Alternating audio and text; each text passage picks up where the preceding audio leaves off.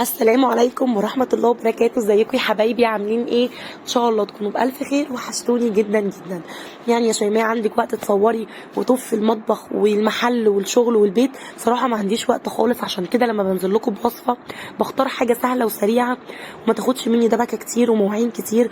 والنهارده هنعمل مع بعض طاجن الرز المعمر بالفراخ بطريقة سهلة جدا، طعمه يجنن وهيبهر كل هيجربه عندك. بنقدمه كده جنب شوية سلطة خضراء او مخلل لو عندك عزومة، طبعا من الحاجات اللي بتنور سفرتك. وهوريك الطواجن الصغيره اللي هعملها من غير فراخ. يلا بينا على طول اقولك على الطريقه اللي انا عملته بيها. انا طلعت كده صدر من الفراخ عشان ما كانش عندي فراخ او لحمه من قبل كده. طبعا بعمله ساعات بالفراخ وباللحمه. اما بيبقى عندي حاجه بقى مستويه وباقيه مني او لحمه مسلوقه ينفع جدا تعملي بيها.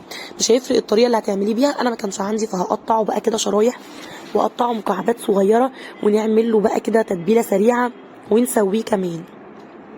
هقطعه مكعبات بالشكل دوت. انا كنت عامله بهارات الفراخ، عايزه انزلها لكم في فيديو تحفه بعملها في البيت يعني، وبظبطها كده. بقى فيها جزء طبعا من المرقه والملح، فبتبقاش محتاج معايا الاكل ملح كتير. طبعا لو انتي بتستخدمي بهارات الفراخ عاديه وحاسه ان هو عايز ملح زوديله. انا هنزل بس برشه من الفلفل الاسود ونص معلقه صغيره من بهارات الفراخ اللي انا عاملاها، وحلو قوي كده وهستكفى، وما كانتش عايزه مني ملح ولا اي حاجه. دلكيها بقى كده كويس قوي في قلب التتبيله. ممكن تضيفي لها رشه كمان من البابريكا، وبعدين هحطها في طبق. كوبايه زبادي هنزل عليها بمعلقه كبيره من الزبادي عشان الفراخ بتاعتنا تبقى طريه وجوسي كده وهي في قلب الطاجن، وطعمها يبقى حلو قوي. هحط طاسه على النار فيها مكعب زبده، واول ما يسخن هنزل بالفراخ هديها تشويحه سريعه كده. ما خدتش معايا يعني 10 دقايق على النار، ما خدتش 10 دقايق بس على النار، وبعدين بقت ريحتها وطعمها حلو قوي. عايزه اقول لكم ان احنا كنا بناكل منها كده. هتحضري الطاجن بتاعك اول صينيه. انا الطاجن بتاعي دوت هحط فيه كوبايتين ونص من الرز. شوفي بقى انت الصينيه او الطاجن اللي عندك هتستخدمي لهم رز قد ايه. نزلت عليهم بمعلقتين كبار من الزيت.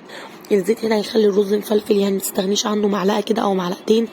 ونزلت طبعا بالملح ونص معلقه صغيره من السكر عشان تظبط الطعم كده ويتعادلوا مع بعض. وبعدين الطاجن بتاعنا بندهنه بالزبده. شوفي بتحبي بقى تعملي طاجن الرز المعمر بتاعك ازاي، بالزبده ولا بالسمنه؟ انا بعمله بميكس كده من الاتنين، ومبقاش عندي سمنه بلدي بعمله بالزبده عادي جدا، وبيطلع طعمه وريحته تجنن. هنزل بالرز وبعدين هنزل عليهم بقى بالفراخ. شايفه بقى انت لو ركزتي كده وانت اللي بتعملي بس الطاجن ومش بتصوري، عايزه اقول لك بصي مش بتبهدلي مواعين بقى خالص. هنزل عليهم بالفراخ بقى، صوص الفراخ، والفراخ كان طعمها حلو قوي بجد. البهارات ديت ودت الفراخ في حته تانيه خالص، كمان ضايفه لها زعتر فمخليه الفراخ طعمها حلو جدا. انا كنت غاليه بقى كيلو من اللبن، وهنزل بكيلو اللبن كله على الرز وعلى الفراخ. انا بحب اللبن يبقى مغطي الرز والفراخ شويه كده عشان تبقى طريه ويبقى طعمها حلو. اول ما اللبن غلي حطيت فيه مكعبين من الزبده عشان تدوب في قلبه كده، واتاكد ان كل الرز متطعم بالزبده او بالسمنه اللي انت هتعمليه بيها.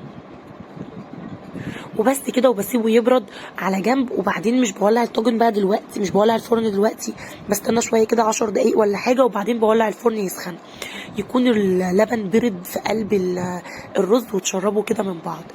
وبعدين بجيب طبق وبحط فيه معلقه كده من السمنه البلدي او زبده او قشطه، يعني اللي عندك. انا بحط ساعات زبده وقشطه، بس كانت السمنه البلدي متوفره عندي فحطيت كده معلقه كبيره. ونزلت عليها بقى بقيت كوبايه الزبادي اللي تبلنا بيها الفراخ، وقلبتهم كده ودعكتهم في قلب بعض، وهحطهم فوق وش الرز. لو عندك قشطه بتبقى حلوه قوي، القشطه البلدي او قشطه حتى شايلاها من فوق وش اللبن برضو بتبقى تجنن. بحطها بقى كده فوق الوش عشان تديني لون. وبولع درجه الفرن على درجه حراره 200 وبسيبه يسخن كويس جدا.